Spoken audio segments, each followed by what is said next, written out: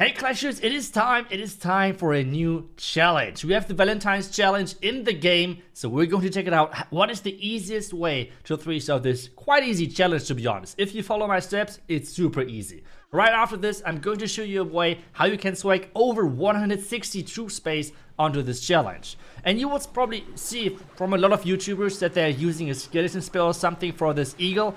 You don't really need that, to be honest. You don't really need that. You can just use your queen to take down the eagle. Yes, there are the tornado traps, but if you follow my placements pretty much, then you should be pretty easily take down this eagle. Use the king as soon as the eagle is on half HP. Use that king to break through the wall, really easy. And then use a slammer and use all of your electric dragons on the far right side. Super simple. Like, to be honest, this approach is... it cannot get any easier. Like, it's really easy.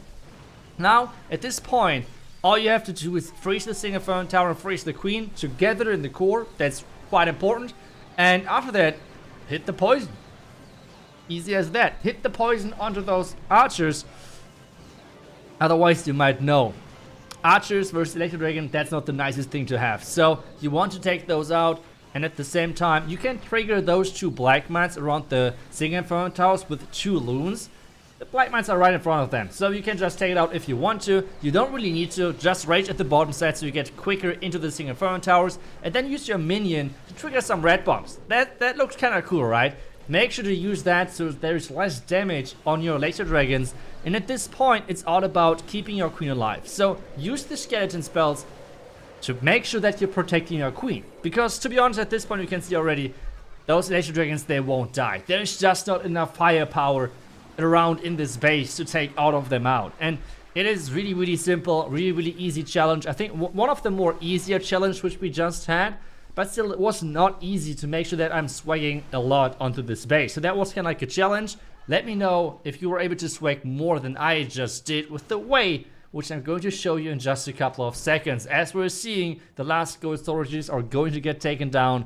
And with this approach, it's always a 3. You're always going to get the rewards. Let me know how that worked for you. And now, since we're ready with that, we're going to get into the interesting part of this video. We're going to get into the interesting part where I'm trying to swag as much as possible. Let's go in for that. First things first, again, I know a lot of people like to use the skeleton spell for the eagle, but my biggest problem always was the tunnel compartment with all of those red bombs, and then in addition to that, the 2 Single Inferno Towers with a ton of skeleton traps around there.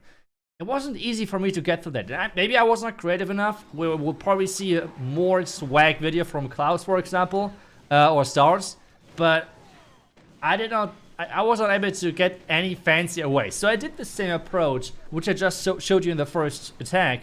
But this time, though, I'm using the Warden with my ground heroes. That's kind of the next thing what I'm doing. Then, instead of using every single Electro Dragon on this far right side, I'm only using 2. That's already, should be hopefully enough. The Slammer in as well to make sure that all of those Tessa are going to get collected and getting taken down. And then the Warden ability, really nicely delayed to make sure that we're getting closer to the core and being able to take down all of those annoying air defenses. Because at this point, the Electrons are going to stay alive for quite some more time. And you can see as well the core is getting taken down, which are the sweepers as well. And it's already looking pretty good. We have 2 more skeleton spells which we can use to protect the queen as soon as the bomb tower is down.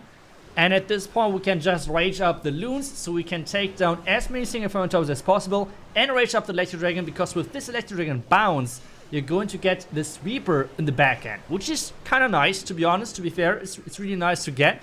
And, well, with this E-Dragon at the top left, you're going to take down every single X-Bow. The timing is not that easy. Yeah, I have to admit that it's not really easy, but it's really efficient. It's really efficient. At this point, you can see already a couple of air skeletons are flying by, but we are keeping the queen ability, which is crucial because we need her to take down the rest of the base at the top, so we can see the X-Bow is getting taken down by this E-Dragon. And with this, the town hall is falling next, the queen ability is in. At this point, there's only red bombs around this town hall, which we don't care about.